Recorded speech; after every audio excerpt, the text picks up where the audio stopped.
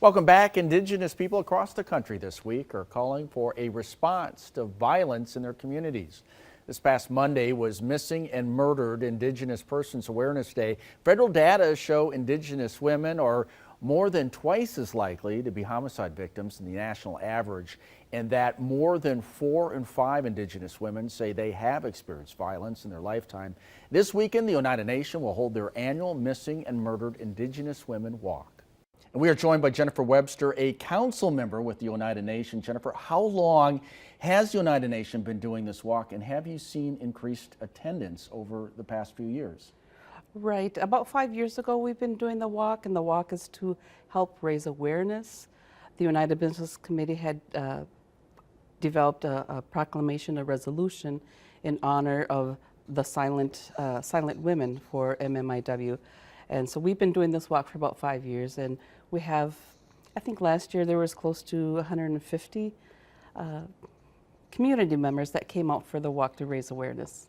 So for our viewers who aren't aware, what is the significance of the red dress and the red handprint? Okay, so the red is to symbolize the movement, the awareness, to bring awareness to MMIW.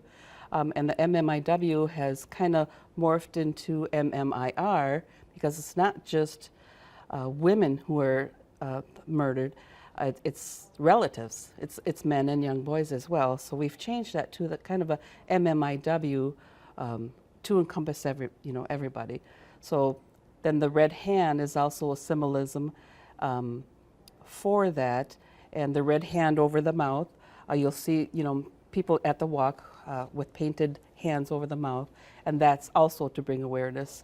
And I see you have that on the logo here, across the logo, and that red handprint has also made its way into Indigenous fashion and Indigenous art. So you may be seeing beaded hands, the red hands, and that's all to bring awareness to the MMIW crisis.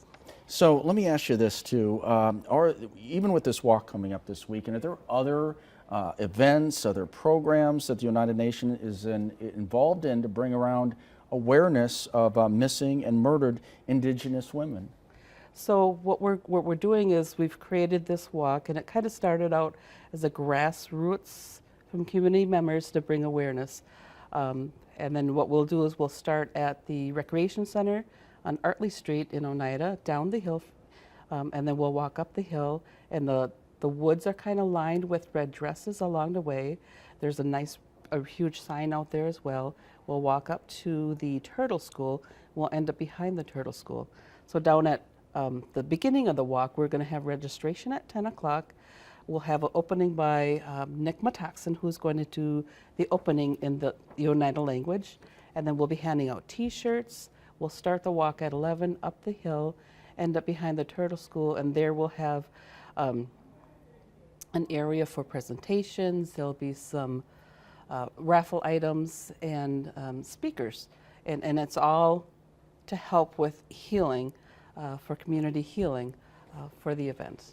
Well, this year will mark 5 years since Wisconsin DOJ first launched the Missing and Murdered Indigenous Women Task Force that has a relationship with groups like yourself, tribes like yourself, to bring about awareness to this issue. Has this had an impact, do you think, on the cause? I think so, because Attorney General Josh Cole created this task force, and we're set to have a report actually this summer. And what that did is it allowed tribes to come together from all 11 tribes in Wisconsin and to collaborate, identify barriers, identify what those data sets that the state needs for jurisdictional issues. So I think that has created awareness, that has encouraged different communities to put on different events. Like on Monday there was a wrap around the Capitol with community members from all across the state coming to the Capitol to raise awareness, wearing your red, wearing your ribbon skirts, your beaded medallions, anything to help create awareness that this is really a silent crisis across the country. Are there any improvements that you think could be made on this task force, or things that could be done better, in your opinion? Well, I think the task force last year, the task force was put underneath the human trafficking division of Department of Justice for the state. And I think that is going to help. They have all those resources and different avenues lined up already. So I think this fits perfectly underneath the human trafficking area. And I think it'll help with resources as well.